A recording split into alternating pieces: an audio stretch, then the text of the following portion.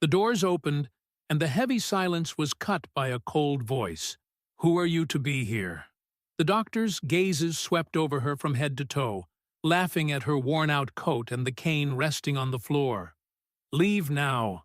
You're in the way," another insisted, as the room's alarms echoed like screams of despair. The elderly woman didn't back down. Her steady eyes met each face, like someone carrying a secret greater than the surrounding chaos. Before we dive into this story, leave a comment with a rating from 1 to 10 and tell us what city you're watching from. May this moment bring reflection and emotion to your heart. The glass doors of Presbyterian Medical Center reflected the amber glow of Manhattan streetlights as rain pelted the sidewalk outside. Inside, the sterile corridors buzzed with controlled chaos, the kind that erupted when life hung in the balance and seconds mattered more than anything else in the world. Dr. Jonathan Hayes adjusted his pristine white coat as he strode through the emergency department, his polished leather shoes clicking against the waxed linoleum.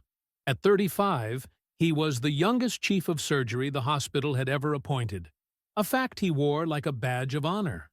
His reputation was as spotless as his appearance: Harvard Medical, Johns Hopkins residency, and a success rate that made other surgeons envious. "Dr. Hayes!" Nurse Sarah Chen's voice cut through the ambient noise of beeping monitors and hurried conversations.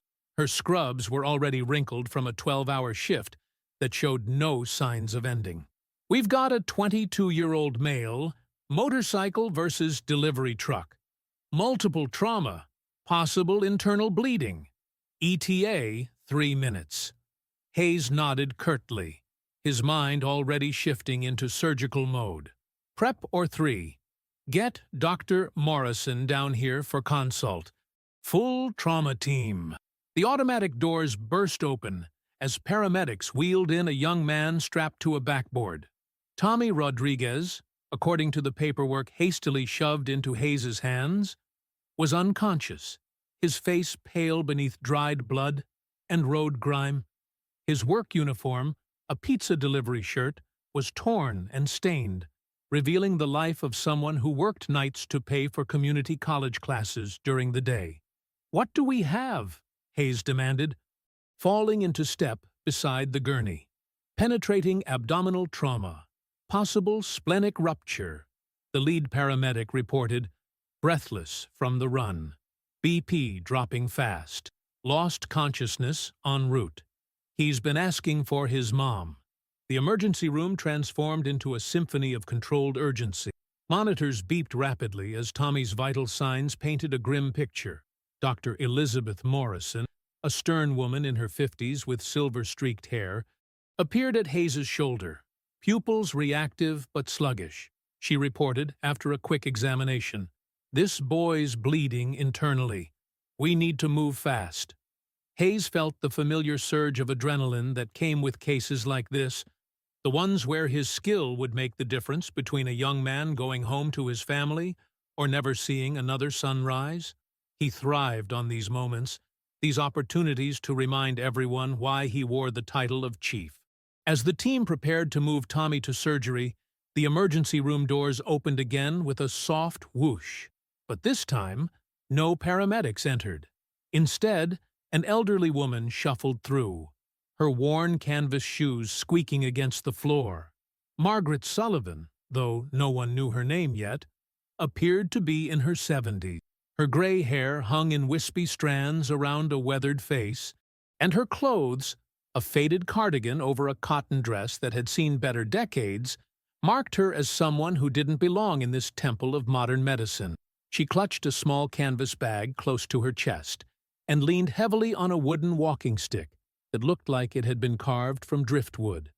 The scent of rain and something else, something that spoke of nights spent in places without central heating, followed in her wake. "Ma'am, I'm sorry." "But you can't be in here," said Jake Thompson, the security guard, approaching with the practiced politeness of someone used to redirecting confused visitors. "Visiting hours ended at 9, and this is a restricted area. Margaret's pale blue eyes fixed on the commotion around Tommy's gurney. She didn't acknowledge Jake's words, instead taking a step closer to where the medical team worked frantically. "Ma'am," Jake repeated, more firmly this time. "I need you to come with me. The waiting room is down the hall." Dr. Hayes glanced up from Tommy's chart, irritation flashing across his features. "Can someone please handle this? We're trying to save a life here." Several nurses exchanged glances. Margaret's appearance, the obvious signs of someone living rough, the smell of the streets, the confused way she seemed to be staring at their patient, suggested she might be one of the homeless individuals who occasionally wandered into the hospital seeking warmth or shelter. "The boy," Margaret said quietly, her voice carrying a slight Irish accent that spoke of childhood memories from another time and place. "He's bleeding into his abdomen. The spleen." Hayes stopped what he was doing. "Excuse me?" "His spleen is lacerated," Margaret repeated, taking another step forward despite Jake's attempts to guide her away. "Grade 4, maybe 5.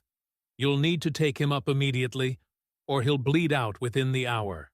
The emergency room fell into a strange pocket of silence, broken only by the steady beeping of Tommy's monitors.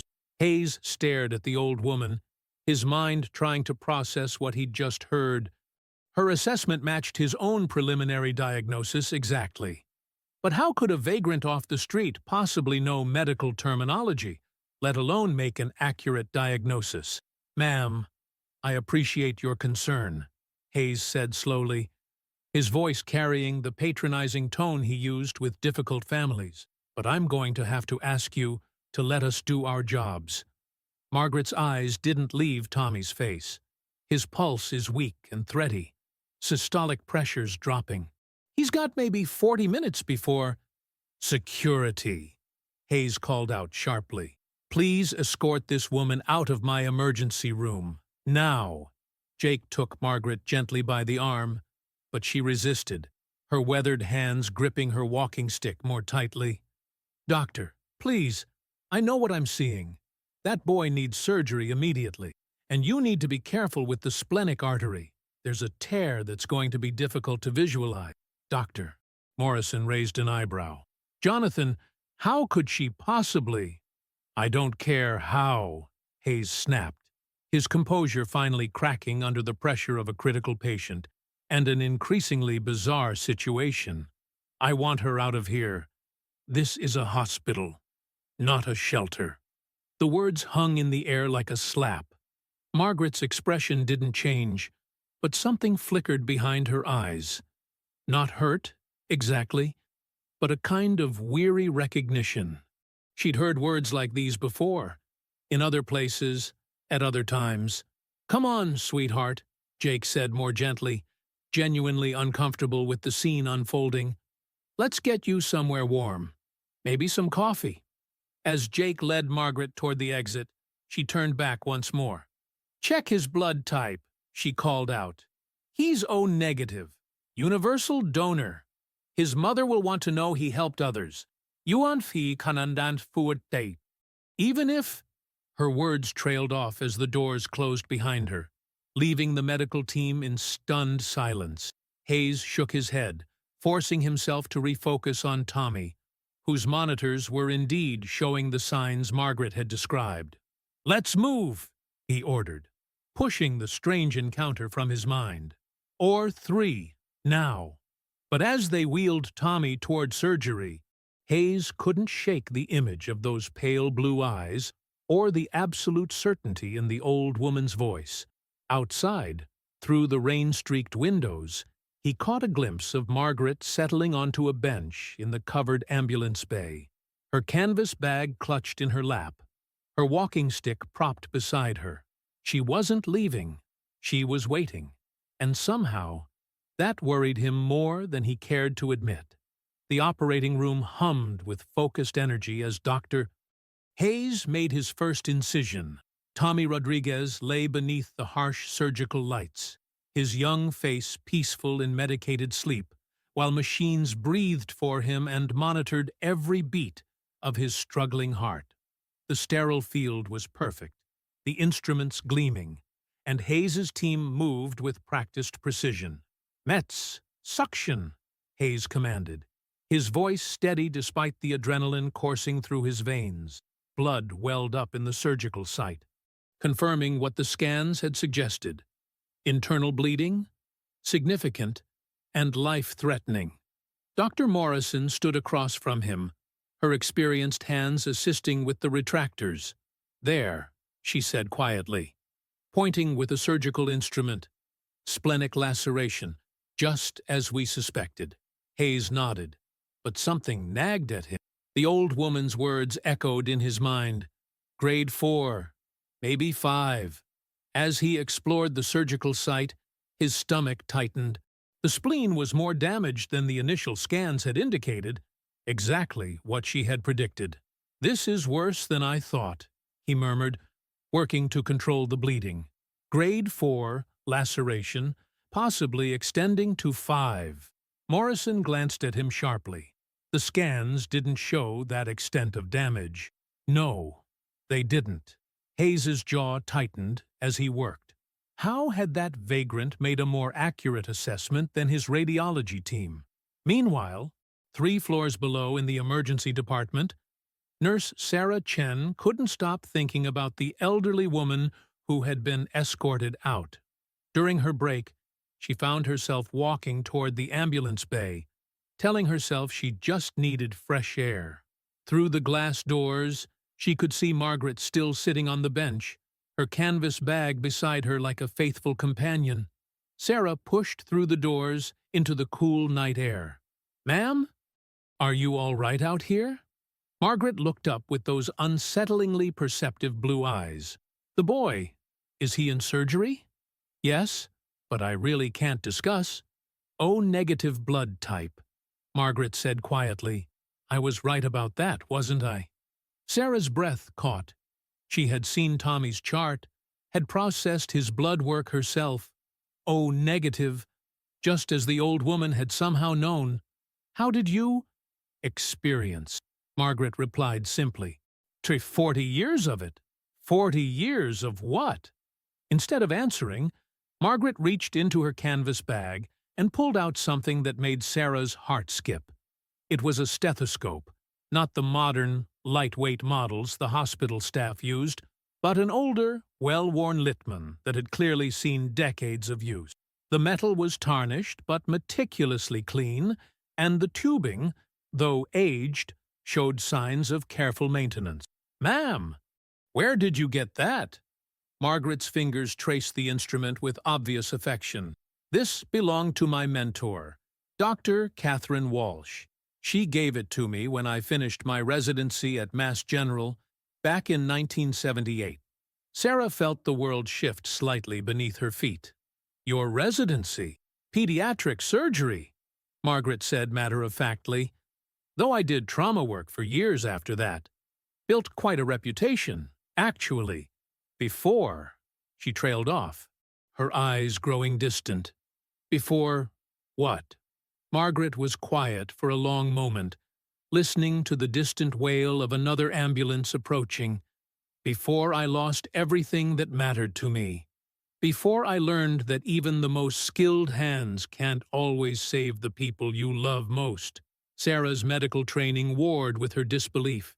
Everything about Margaret screamed homeless vagrant. The clothes, the smell, the obvious signs of someone living rough. But the stethoscope was real, and her knowledge of Tommy's condition had been unnervingly accurate. "If you're really a doctor," Sarah said carefully, "why are you living on the streets?" Margaret's laugh held no bitterness, only a kind of weary acceptance. "Sometimes life takes everything from you piece by piece. Your practice, your reputation, your family. Sometimes the bottom falls out so completely that you forget there was ever a top to begin with." Sarah was saved from responding by her pager buzzing urgently. "Emergency department. Stat." She looked at Margaret with new eyes, confused, uncertain eyes. "I have to go," Sarah said. "Of course you do. But nurse?" Margaret's voice stopped her at the door. When that young man wakes up, tell him his sacrifice saved 3 other people tonight. The blood he donated before his accident. It's being transfused to patients on the 4th floor as we speak." Sarah stared at her. Blood donations weren't public information, weren't something a homeless woman could possibly know about. Yet Margaret spoke with the quiet certainty of someone stating an obvious fact. Back in the OR, Hayes was sweating despite the controlled temperature. The splenic injury was proving more complex than anticipated, with bleeding from multiple sites. Every time he thought he had it controlled, another source would reveal itself. "Blood pressure's dropping," the anesthesiologist reported. "He's lost more than we calculated." "Come on, Tommy," Hayes muttered under his breath, his usual confidence shaken. The surgery that should have been straightforward was becoming a battle for the young man's life. "Dr. Hayes," Morrison said quietly, "we might need to consider a splenectomy." The thought of removing the spleen from someone so young made Hayes's chest tighten. At 22, Tommy needed his immune function intact. But if they couldn't control the bleeding, "There's got to be another way," Hayes said, his voice tighter than usual. Morrison studied his face. "Jonathan, what's wrong? You seem distracted." Hayes couldn't explain the growing certainty that he was missing something, that there was a solution he couldn't see. The old woman's words kept echoing, "You need to be careful with the splenic artery. There's a tear that's going to be difficult to visualize." "Increase the lighting," he ordered, "and get me a different angle on the retractors." As they adjusted their position, Hayes peered deeper into the surgical site. There, almost hidden behind a fold of tissue, he saw it. A small but significant tear in the splenic artery. Exactly where the old woman had warned him to look. "There," he breathed. "Hidden arterial tear." Morrison leaned in. "Good catch." That would have been easy to miss, but Hayes knew he hadn't caught it on his own. Somehow, impossibly, a vagrant woman with no access to scans or examination had known exactly what to look for. As he worked to repair the arterial tear, his hands steady despite his turbulent thoughts, Hayes found himself wondering what else he might have missed about the mysterious woman who had disrupted his emergency room. Outside, Sarah Chen stood in the ambulance bay, staring at the empty bench where Margaret had been sitting just moments before. The old woman had vanished as quietly as she'd appeared, leaving behind only questions and the lingering scent of rain-washed streets. But tucked under the corner of the bench, Sarah found something that made her heart race. A small, leather-bound notebook, its pages yellow with age and filled with handwritten medical notes in a careful, precise script. Notes that, even at first glance, demonstrated a depth of medical knowledge that would have impressed the chief of surgery himself. Dr. Hayes emerged from the operating room 4 hours later, his surgical mask dangling around his neck, and exhaustion etched into every line of his face. Tommy Rodriguez was stable, barely, but alive. The repair to his splenic artery had saved not only the organ, but quite possibly his life. "Nice work in there," Dr. Morrison said as they walked toward the recovery area. That arterial tear was almost impossible to spot. Hayes nodded absently, his mind still churning. He couldn't shake the feeling that he'd been guided through that surgery by invisible hands. "We understand," that somehow the homeless woman's words had led him exactly where he needed to look. "Elizabeth," he said finally, "have you ever heard of a Dr. Margaret Sullivan?" Morrison paused in her stride. "Margaret Sullivan? Of course. She was a legend at Mass General back in the day. Pediatric surgeon, trauma specialist. Why do you ask?" Hayes felt his stomach drop. "What happened to her?" "Tragedy, really. Personal losses. Malpractice suit that was eventually dismissed but destroyed her reputation anyway. Last I heard, she'd disappeared completely. Some said she'd left medicine entirely. Others thought she might have—" Morrison's voice trailed off. "Might have what?" lost her mind. The stress, the grief, it broke her, Jonathan. Why are you asking about Margaret Sullivan? Before Hayes could answer, Nurse Sarah Chen appeared at his elbow, her face flushed with excitement and confusion. Dr. Hayes, I need to show you something. She held out a weathered leather notebook, its pages yellowed with age. I found this outside. I think it belonged to that woman from earlier. Hayes took the notebook with trembling fingers. The cover was embossed with faded gold letters.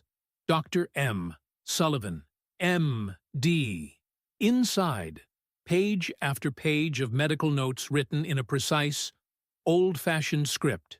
Surgical techniques, patient observations, innovative procedures, all demonstrating a depth of knowledge that took Hayes's breath away. My God, Morrison whispered, looking over his shoulder. This is her handwriting. I'd recognize it anywhere. But that would mean that the vagrant who diagnosed Tommy's condition was actually Dr. Margaret Sullivan, Hayes finished quietly. The implications hit him like a physical blow. He had dismissed a legendary surgeon, had her forcibly removed from his emergency room, had treated her like a delusional vagrant, and she had been right about everything. Where is she now? He asked Sarah urgently. Gone. Disappeared while I was responding to a page. But Dr. Hayes, there's something else. Sarah's voice dropped to a whisper. She knew about Tommy's blood donation, details that weren't in any system she could have accessed. Hayes closed the notebook and looked out toward the ambulance bay. Somewhere in the maze of Manhattan streets, a brilliant surgeon was living rough, her skills hidden beneath layers of loss and societal judgment. The thought made him physically ill. We have to find her, he said. Morrison placed a gentle hand on his arm. Jonathan, be careful. Margaret Sullivan has been missing from medicine for over a decade. If she's chosen this life, there might be reasons we don't understand. But Hayes was already moving, driven by a guilt that felt like acid in his stomach. He had sworn an oath to, first, do no harm. And yet he had harmed Dr. Sullivan in the worst way possible, by refusing to see her worth, by treating her as less than human. The streets around Presbyterian Medical Center were a labyrinth of shadows and doorways where the city's forgotten population sought shelter. Hayes had never paid attention to the homeless individuals who occupied the periphery of his world, but now he searched each face with desperate intensity. He found her 3 blocks away, sitting in the recessed doorway of a closed bookstore. Margaret had wrapped herself in a thin blanket and was reading by the light of a street lamp. Not a newspaper or magazine, but what appeared to be a medical journal she'd retrieved from somewhere. Dr. Sullivan, Hayes called softly, approaching slowly so as not to startle her. Margaret looked up without surprise, as if she'd been expecting him. Dr. Hayes, how is young Tommy doing? He's going to make a full recovery, thanks to you. Hayes knelt down to her level, ignoring the dampness seeping through his expensive pants. Dr. Sullivan, I owe you an apology. More than an apology. You treated me exactly as I appeared, Margaret replied calmly. A vagrant disrupting your emergency room. Your reaction was understandable. No, it wasn't. Hayes pulled out her notebook. This is yours. And now I know who you are, who you were. Dr. Elizabeth Morrison told me about your work at Mass General. Your reputation was extraordinary. Something flickered in Margaret's eyes. Pain, perhaps, or the ghost of old pride. That was a long time ago, Dr. Hayes. Another life, another person. But you're still a surgeon. Tonight proved that your diagnostic skills, your knowledge, are useless now, Margaret interrupted quietly. Do you think any hospital would credential a homeless woman? Do you think any patient would trust someone who smells like the streets? Hayes was quiet for a moment, absorbing the bitter truth of her words. What happened to you? Margaret's hand unconsciously moved to a small locket at her throat. I lost my daughter. Car accident. 12 years ago, Emma was 15. Brilliant. Wanted to be a doctor like her mother. Her voice remained steady, but Hayes could see the tremor in her hands. I was in surgery when it happened. Couldn't leave my patient to say goodbye. I'm sorry, Hayes whispered. The malpractice suit came later. Family of the patient I stayed to save claimed I was distracted by personal problems, that my judgment was compromised. It was eventually dismissed, but the damage was done. Lost my practice, my savings to legal fees. My husband couldn't handle the grief and the scandal. She shrugged, as if discussing someone else's life. Without Emma, without medicine, I discovered I had nothing left. Hayes felt tears sting his eyes. But you still have your skills. You saved Tommy tonight. From the hallway of your emergency room, from behind the words of a security guard asking me to leave, Margaret's laugh held no bitterness, only exhaustion. I've accepted my place in the world, Dr. Hayes. I help when I can, where I can, but I don't pretend to belong in places like your hospital anymore. But you do belong, Hayes said urgently. You're one of the best surgeons I've ever seen, and I've only watched you make a diagnosis from 20 feet away. Margaret studied his face for a long moment. Why does it matter to you? Hayes struggled to find words for the shame that was eating him alive. Because I failed tonight, not just as a doctor, but as a human being. I looked at you and saw only what I expected to see. I almost let my prejudice blind me to your knowledge, and Tommy could have died because of it. But he didn't die. No thanks to me, Dr. Sullivan. I want to make this right. There has to be a way. There isn't, Margaret said gently but firmly. This is my life now, Dr. Hayes. I've made peace with it. As if to emphasize her point, rain began to fall again, drumming against the bookstore's awning. Margaret pulled her thin blanket tighter around her shoulders, and Hayes realized with horror that this was how she would spend the night. Cold, wet, and alone. At least let me buy you dinner. A hotel room for the night. Margaret shook her head. Charity from someone's guilt isn't kindness, Doctor. It's just another form of pity. Hayes watched helplessly as she gathered her few possessions and prepared to move deeper into the shadows of the city. Everything in him screamed that this was wrong, that someone with her skills and knowledge shouldn't be invisible on the streets. Dr. Sullivan, he called as she began to walk away. If you ever change your mind, if you ever want to talk, Presbyterian Medical Center. Ask for Dr. Hayes. She paused and looked back, her pale blue eyes reflecting the streetlight. Take care of that young man, doctor. And the next time someone unexpected walks into your emergency room, remember that healing comes in many forms. Then she was gone, swallowed by the maze of urban shadows, leaving Hayes kneeling on wet pavement with her notebook in his hands and the crushing weight of his own limitations pressing down on his shoulders. 3 days passed before Hayes saw Margaret Sullivan again. 3 days during which Tommy Rodriguez made remarkable progress, his young body healing with the resilience that made trauma surgery both heartbreaking and hopeful. 3 days during which Hayes found himself questioning everything he thought he knew about medicine, about compassion, and about the invisible people who moved through his world unnoticed. He had read Margaret's notebook cover to cover, marveling at surgical techniques and insights that were decades ahead of their time.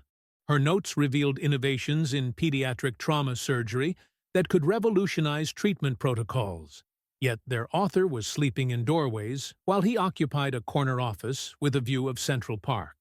On Thursday evening, as Hayes completed his rounds, the emergency department's familiar chaos erupted once again.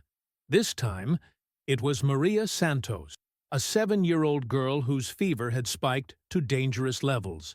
Her mother, Carmen, clutched the child to her chest while speaking rapid Spanish to anyone who would listen. "What do we have?" Hayes asked as he approached the pediatric bay. 7-year-old female, temperature 104.2, Altered mental status, reported Dr. Jennifer Walsh, the pediatric resident. Mother says the fever came on suddenly this afternoon. The child was complaining of stomach pain before losing consciousness. Hayes examined Maria's small form, noting the telltale signs of serious infection. Her breathing was labored, her skin hot and dry. Blood work, pending, but I'm thinking meningitis or severe sepsis. Should we prep for a lumbar puncture? Before Hayes could respond, a familiar voice spoke from behind him. Appendicitis. He turned to find Margaret Sullivan standing at the entrance to the pediatric bay, once again drawing stares from the staff. She wore the same threadbare clothes, or carried the same canvas bag, but her presence somehow seemed less intrusive this time. Perhaps because Hayes now knew what lay beneath the humble exterior. "Dr. Sullivan," he said quietly, ignoring the confused looks from his team. "The child has appendicitis," Margaret repeated, stepping closer despite the security guard who was already moving toward her. "Probably perforated. Given the fever and altered mental status, she needs surgery immediately." Dr. Walsh bristled. "Ma'am, I'm sorry, but you can't just walk in here and—" "Wait," Hayes said, raising a hand. To his team's astonishment, he stepped aside to give Margaret better access to the patient. "What makes you think appendicitis?" Margaret approached Maria with the gentle confidence of someone who had spent decades working with frightened children. She didn't touch the girl, but her experienced eyes took in details that others had missed. "Look at her positioning," Margaret said quietly. "She's protecting her right side, even unconscious, and see how her mother is holding her, supporting the right abdomen instinctively. The fever presentation, rapid onset with systemic toxicity, suggests perforation with early sepsis." Carmen Santos looked up with desperate eyes. "Doctora?" she whispered, somehow sensing Margaret's authority despite her appearance. Margaret knelt beside the gurney and spoke to Carmen in fluent Spanish, her voice gentle and reassuring. Hayes watched, transfixed, as the frightened mother's face transformed with hope. Whatever Margaret was saying, it was exactly what Carmen needed to hear. "She's telling her that Maria is going to be fine," translated Dr. Rosa Martinez, a surgical resident who had appeared beside Hayes, "that she's seen this many times and knows exactly how to help." Dr. Walsh looked skeptical. "Dr. Hayes, I really think we should stick to protocol. The symptoms could indicate many things," Hayes interrupted, his eyes never leaving Margaret.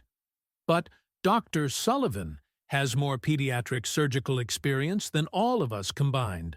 The words hung in the air, creating a moment of stunned silence. Hayes realized he had just publicly acknowledged Margaret's credentials in front of his entire team, forever changing how they would view both her and him. "Jake," Hayes called to the security guard, "stand down. Dr. Sullivan is consulting on this case." Margaret's eyebrows rose slightly, but she said nothing. Instead, she continued her gentle examination of Maria, her weathered hands moving with the precision Hayes was beginning to recognize. "Dr. Hayes," she said finally, "this child needs surgery within the hour. The appendix has ruptured, and she's developing peritonitis. Standard protocol would be laparoscopic approach, but given the extent of contamination, you'll need to convert to open." Hayes nodded, his decision made. "Prep or 2 for emergency appendectomy." Dr. Walsh, "Scrub in. We're going open approach," anticipating significant contamination. As the team sprang into action, Hayes turned to Margaret. "Will you assist?" For the first time since he'd known her, Margaret seemed genuinely surprised. "Dr. Hayes, I don't have privileges. My credentials aren't current." "You have something more important than credentials," Hayes said quietly. "You have the knowledge to save this child's life. Everything else is just paperwork." Margaret was quiet for a long moment, studying his face. Around them, The organized chaos of pre-surgical preparation continued, but Hayes felt as if they existed in a bubble of stillness. "I haven't operated in 12 years," she said finally, "but you've never stopped being a surgeon." Margaret's hand moved to the locket at her throat, and Hayes saw her make a decision that seemed to cost her everything. "I'll need to scrub in properly." "Of course." "Rosa, escort Dr. Sullivan to the surgical suite and get her properly gowned."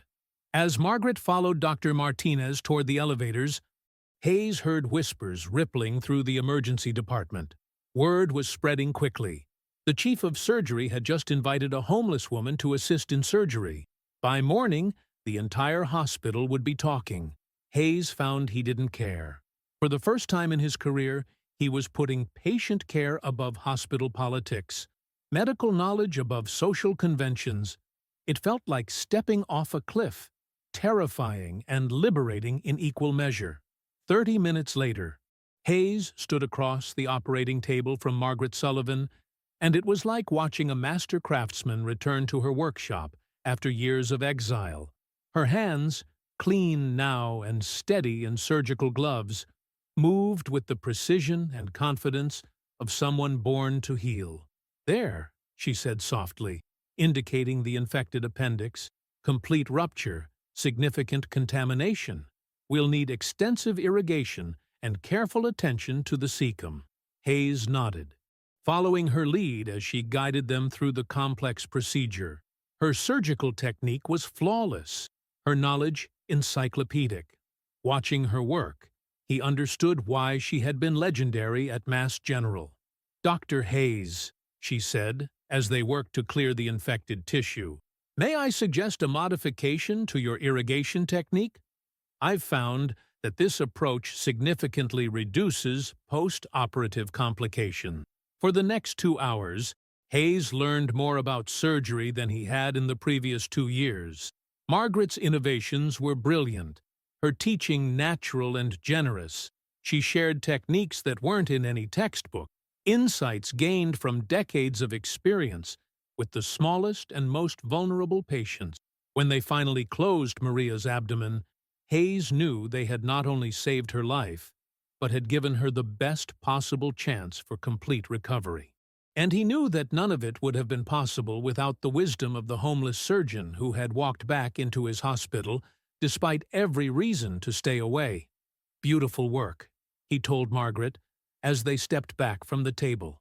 "She'll be fine," Margaret replied, pulling off her surgical gloves. Children heal so quickly when given the chance. As they left the OR, Hayes realized that something fundamental had shifted.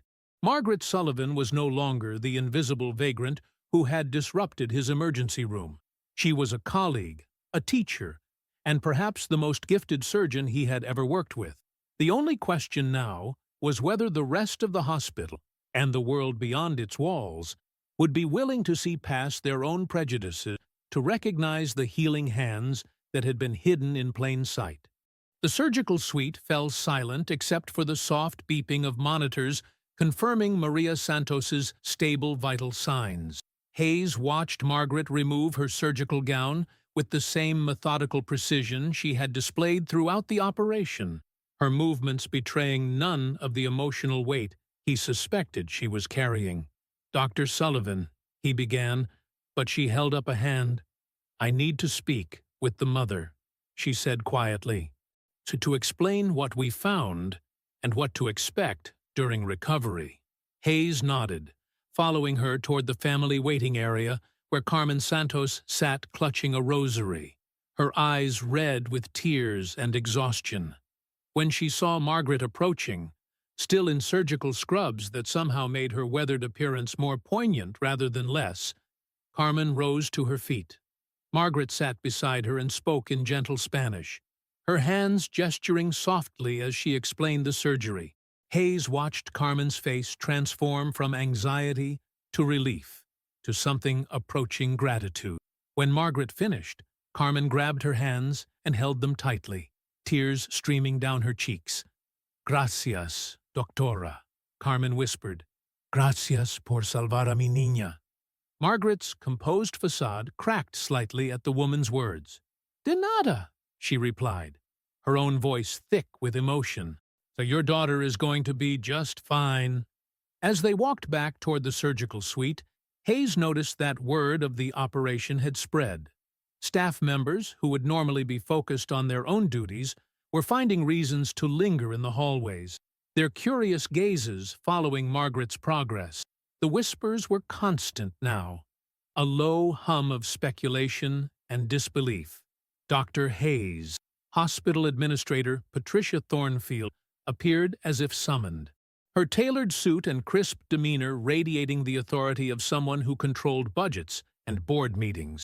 "I need to speak with you immediately." Hayes glanced at Margaret, who nodded almost imperceptibly. "Go ahead, Dr. Hayes. I understand." Thornfield led him to a conference room where 3 other administrators waited, their faces grave. "Jonathan." "Nadri Purarn. We need to discuss what happened in OR2 tonight." "A successful surgery that saved a child's life," Hayes replied, his tone carefully neutral.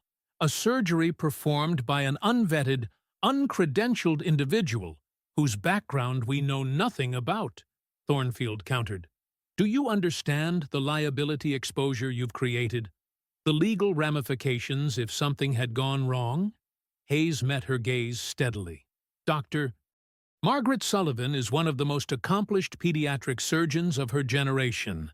Her credentials speak for themselves."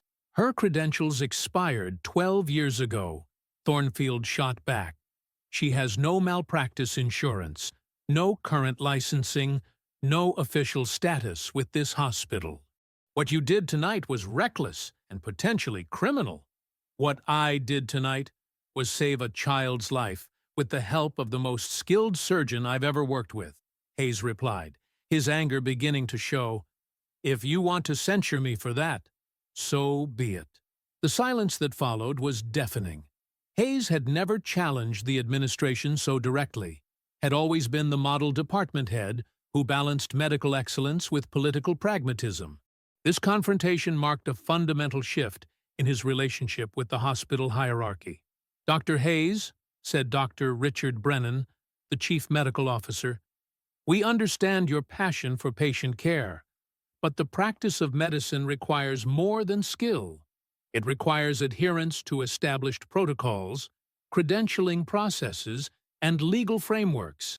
You've opened this hospital to significant legal liability."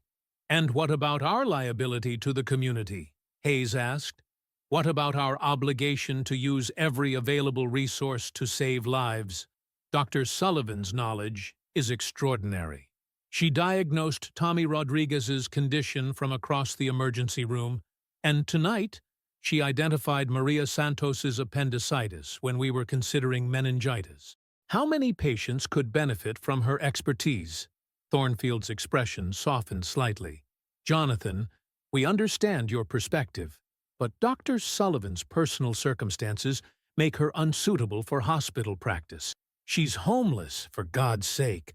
Our patients expect competent medical care," Hayes interrupted. "They expect us to use our best judgment and all available resources to heal them. Everything else is window dressing." "Even if we wanted to consider bringing Dr. Sullivan onto staff," Brennan said carefully, "the credentialing process would take months. Background checks, references, competency evaluations. It's a complex process for a reason." Hayes stood abruptly. "While we're debating process, Dr. Sullivan is probably returning to the streets. One of the most gifted surgeons alive is going to spend tonight in a doorway because we're more concerned with paperwork than with healing." As he reached the door, Thornfield called after him, "Dr. Hayes, if you continue to involve Dr. Sullivan in patient care without proper authorization, we'll have no choice but to suspend your privileges pending a full investigation." Hayes paused with his hand on the doorknob. "Ms. Thornfield, if this hospital chooses politics over patient care, perhaps my privileges aren't worth maintaining." The words hung in the air like a gauntlet thrown down. Hayes left the conference room knowing that his career at Presbyterian Medical Center, Perhaps his career in medicine entirely, now hung in the balance. He found Margaret in the family lounge, sitting quietly with Maria Santos's family.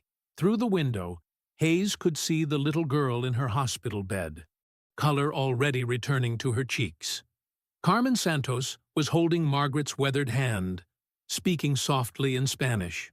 "Dr. Sullivan," Hayes said quietly, "could I speak with you privately?" Margaret excused herself and followed Hayes to a quiet corner of the waiting area. Her pale blue eyes searched his face, reading the frustration and determination written there. "They want you to stay away," she said without waiting for him to speak. Yes. And you told them that wasn't acceptable." Hayes nodded. "Margaret, I can't let this end here. Your skills, your knowledge, they're too valuable to waste. There has to be a way to make this work." Margaret was quiet for a long moment, watching through the window as nurses tended to Maria. "Dr. Hayes, I appreciate what you're trying to do, but sometimes the cost of fighting the system is higher than the benefit of winning." "What do you mean?" "You have a career, a reputation, a future in medicine. I've already lost all of those things. Don't sacrifice yours for someone who has nothing left to lose." Hayes felt a surge of anger, not at Margaret, but at the unfairness of a world that could waste such talent. "You're not nothing, Dr. Sullivan. You're one of the most gifted surgeons I've ever met. Tonight proved that." "Tonight was an aberration," Margaret replied sadly. "A moment of grace that can't be repeated without destroying everything you've worked for. Then, maybe everything I've worked for isn't worth preserving." Margaret studied his face with the intensity of someone who had learned to read human nature through years of hardship. "You're angry now, Dr. Hayes, and rightfully so. But anger passes. Careers, once lost, are harder to rebuild than you might think." Hayes started to protest, but Margaret held up a hand. "I've made my peace with my place in the world. The question is, can you make peace with yours?" As if summoned by their conversation, security guard Jake Thompson appeared in the waiting area. His expression was apologetic but firm. "Dr. Sullivan, I'm sorry, but I've been asked to escort you from the building." Margaret nodded without surprise, gathering her canvas bag and walking stick. "Of course." "This is insane," Hayes said, his voice rising. "She just saved a child's life, and we're throwing her out like garbage." "Dr. Hayes," Jake said quietly, "I'm just doing my job." Margaret placed a gentle hand on Hayes's arm. "It's all right, Doctor. This is how it has to be." As Jake led her toward the exit, Margaret turned back once. "Dr. Hayes, remember what I told you about healing coming in many forms. Sometimes the greatest healing comes from knowing when to let go." Hayes watched helplessly as Margaret disappeared through the glass doors, her figure quickly swallowed by the urban night. Around him, the hospital hummed with its usual activity: nurses checking on patients, residents reviewing charts, cleaners maintaining the sterile environment that kept disease at bay. But for the first time in his career, Hayes felt like the institution he served was the source of sickness rather than healing, and he wasn't sure how much longer he could continue to be part of a system that valued appearances over substance, politics over compassion. In her hospital bed 3 floors above, Maria Santos slept peacefully, her small body healing under the watchful eyes of machines and dedicated nurses. Her recovery would be complete and unremarkable, a testament to skilled surgical intervention and the resilience of youth. But the hands that had made that recovery possible were once again relegated to the shadows, carrying their knowledge and experience back to the forgotten corners of a city that had no use for fallen angels. Hayes barely slept that night. He tossed in his penthouse apartment overlooking the Hudson River, his mind replaying every moment of Margaret's surgery on Maria Santos. Her hands had moved with the precision of a master craftsman, her knowledge flowing like water finding its natural course. Yet she was now sleeping in a doorway somewhere in Manhattan while he lay in Egyptian cotton sheets, wrestling with his conscience. By morning, his decision was made. He arrived at the hospital before dawn, going straight to his office to draft a formal proposal. If the administration wanted protocols and procedures, he would give them exactly that. He spent 3 hours researching precedents, crafting arguments, and building a case that could withstand legal scrutiny. Dr. Hayes. Sarah Chen knocked on his open door, looking concerned. "Is everything all right? You're here awfully early." "Sarah, I need you to do something for me. Find Dr. Sullivan and bring her here. Tell her I have a proposition." Sarah's eyes widened. "Sir, after last night, I'm not sure that's wise." "Sarah, I'm not asking as your supervisor. I'm asking as someone who believes we can do better than this." An hour later, Sarah returned with Margaret in tow. The older woman looked tired but alert, her pale blue eyes taking in the details of Hayes's office, the diplomas on the wall, the medical journals stacked on his desk, the view of the city where she had once practiced medicine with honor and distinction. Dr. Sullivan. "Please sit down." Hayes gestured to a chair across from his desk. "I have a proposal for you." Margaret remained standing. "Dr. Hayes, if this is about last night, it's about every night. It's about Maria Santos and Tommy Rodriguez and all the patients we could save if we stopped letting bureaucracy trump medical excellence." Hayes pulled out a document he had been drafting. "I want to create a position for you here. Consulting surgeon, emergency basis, limited privileges, supervised cases initially, but with a pathway to full credentialing." Margaret stared at him. "You can't be serious." "I've never been more serious about anything in my life. Your skills are too valuable to waste on the streets. This hospital, this community, needs what you can offer. Dr. Hayes, even if such a position were possible, which it isn't, I have no permanent address, no credit history, no way to function in your world. I am, quite literally, a homeless person." Hayes had anticipated this objection. "I've thought about that. There's a physician's residence program for visiting doctors, temporary housing until you can get established. And I've spoken with legal about fast-tracking your credentialing review." "You've spoken with legal?" Margaret's voice carried a note of alarm. "Dr. Hayes, what have you done?"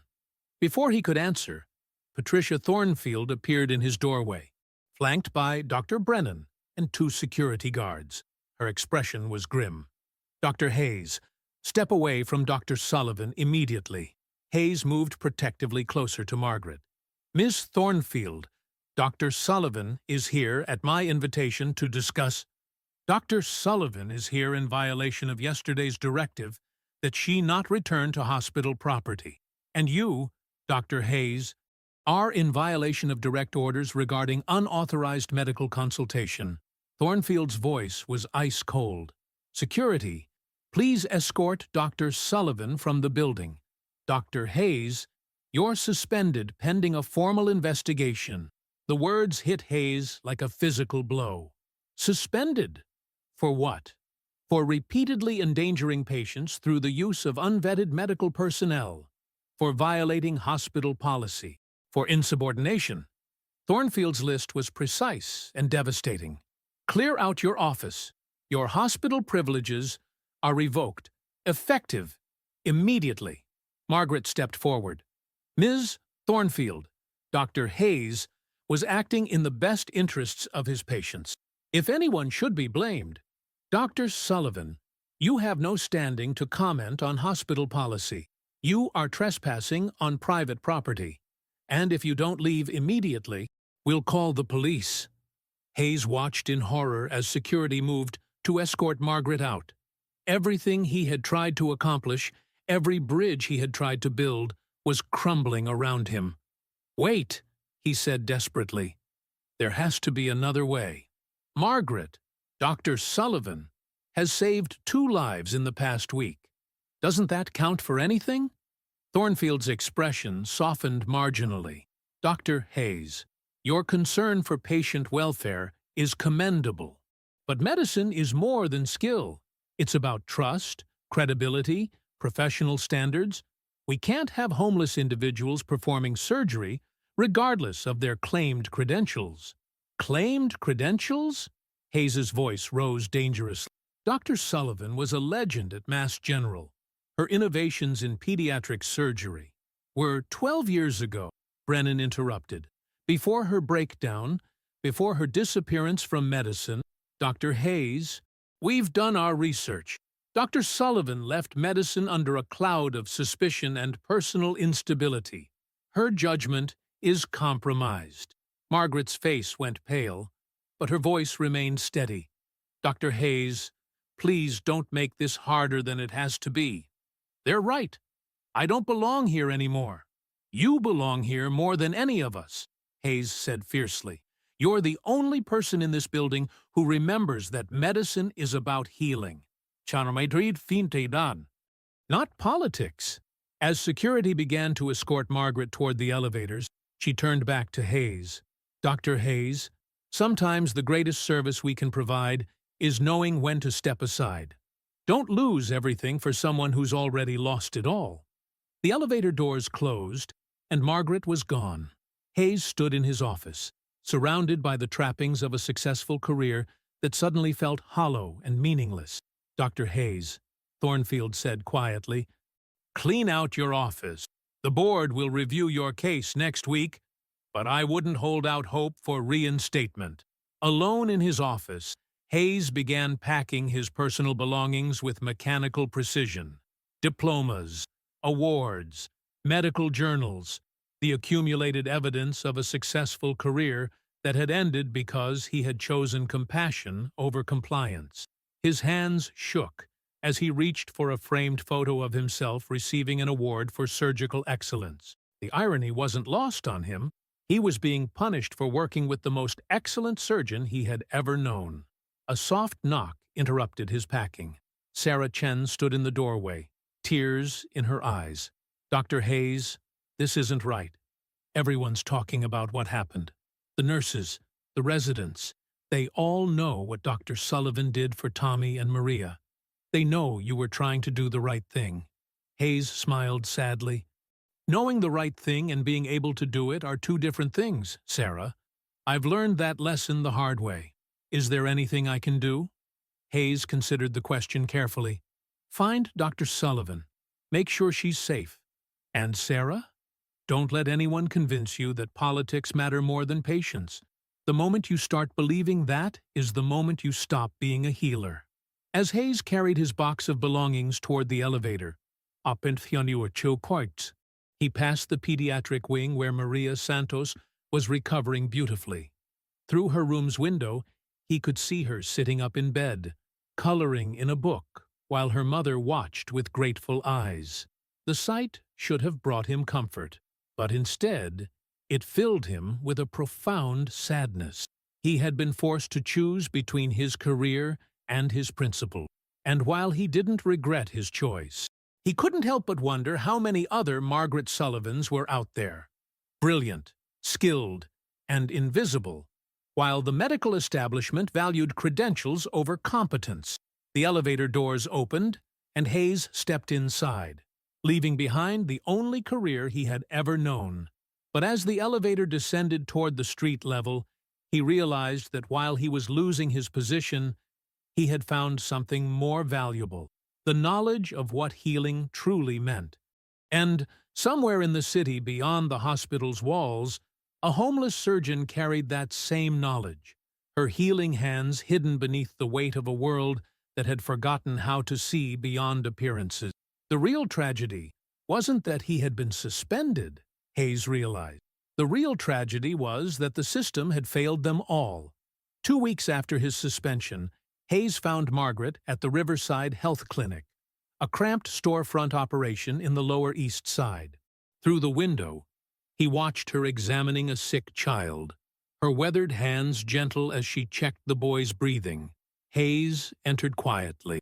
"Margaret, what are you doing here?" She looked up in surprise. "Dr. Hayes? I'm learning what medicine looks like when it's stripped of everything except the need to heal." "This is triage," Margaret corrected gently. "Basic care for people who have nowhere else to turn." Before Hayes could respond, Dr. David Chen approached them, his expression grave. "Dr. Sullivan, Jessica Martinez is in premature labor. The ambulance is stuck in traffic, and there are complications." Margaret was on her feet instantly. "Breech presentation?" "Yes, and the cord may be compressed." Hayes followed Margaret to the back room, where Jessica Martinez lay on a makeshift examination table, struggling through contractions. One look told Hayes this was a complicated delivery that could end tragically without skilled intervention. "Margaret, we need to get her to a hospital," he said quietly. "No time," Margaret replied, examining Jessica. "The baby's crowning, but it's a frank breach. If we don't deliver immediately, we could lose them both." "What do you need?" Hayes asked, stripping off his jacket. For the next hour, Hayes watched Margaret perform medical artistry. With minimal equipment and maximum skill, she guided Jessica through a breech delivery that would have required a C-section anywhere else. When baby Elena Martinez finally emerged, healthy and crying, the room erupted in tears and laughter. "Beautiful work," Hayes told Margaret afterward. "This is why I stay," Margaret replied quietly. "These people don't care about credentials. They just need healing." Hayes's phone buzzed with an urgent text from Sarah Chen. "Turn on Channel 7 News. Now." Dr. Chen switched on the clinic's television, and Hayes felt his blood turn to ice. The lead story was about his suspension for allowing an unvetted homeless individual to perform surgery. But the story wasn't going as the hospital expected. "This is Jessica Martinez," the reporter said, interviewing the young mother they'd just helped. Two weeks ago, this homeless woman correctly diagnosed my daughter Maria's appendicitis. Tonight, she delivered my baby safely when no ambulance could reach us." The camera showed Margaret's face clearly. Dr. Margaret Sullivan was once one of Boston's most celebrated pediatric surgeons. Tonight, she's delivering babies in a storefront clinic because Presbyterian Medical Center won't recognize her credentials. Hayes's phone began ringing immediately. Sarah Chen's voice was excited. "Dr. Hayes, there are protesters outside the hospital demanding Margaret's reinstatement. The story's gone viral." Margaret stared at the screen with horror. "This is exactly what I wanted to avoid." "Maybe you don't get to choose," Hayes replied gently. "Maybe sometimes being a symbol is part of healing, too." The news continued with interviews from Tommy Rodriguez and Carmen Santos, both speaking passionately about the homeless doctor who had saved their children. "Dr. Margaret Sullivan represents everything that's right about medicine," Tommy said into the camera. "She doesn't care what you look like. She just cares about making you better." Hayes realized something unprecedented was happening. The invisible homeless surgeon was suddenly very visible, forcing everyone to confront the contradictions between medical excellence and social prejudice. His phone rang again. Patricia Thornfield's voice was tight with panic. "Dr. Hayes, we need to talk. Immediately." The boardroom at Presbyterian Medical Center buzzed with tension as Hayes entered to find the hospital's leadership assembled. Patricia Thornfield sat at the head of the table, her composure cracking under pressure. "Dr. Hayes, please sit down," Thornfield said carefully. "We have a situation requiring immediate attention." Hayes remained standing. "If this is about my position back in exchange for distancing myself from Dr. Sullivan—" "Actually," interrupted Dr. Eleanor Hartwell, "it's about offering Dr. Sullivan a full position here, expedited credentialing and department privileges." Hayes stared, searching for deception. "I'm sorry. Could you repeat that?" Thornfield's jaw was tight. "The media coverage has been extensive. Donors are asking questions. The optics of rejecting a celebrated surgeon because of housing status are becoming untenable. So this is about public relations, Hayes demanded. This is about doing what's right, Dr. Hartwell said firmly, which happens to align with what's politically wise. Before anyone could continue, the door opened. Margaret Sullivan entered with Sarah Chen, wearing a simple navy dress, her gray hair neat, but her eyes holding the same quiet strength. "Dr. Sullivan, thank you for coming." Thornfield rose. "Please, sit down." Margaret remained standing, clutching her canvas bag. "I'm not here to discuss employment. I'm here to discuss the patients." "The patients?" Dr. Brennan asked, confused. "Tommy Rodriguez, Maria Santos, Elena Martinez, the people at the center of this media circus." Margaret's voice carried steel. "They didn't ask to become symbols. They just needed medical care." Margaret moved to the windows. "For 12 years, I've lived on these streets.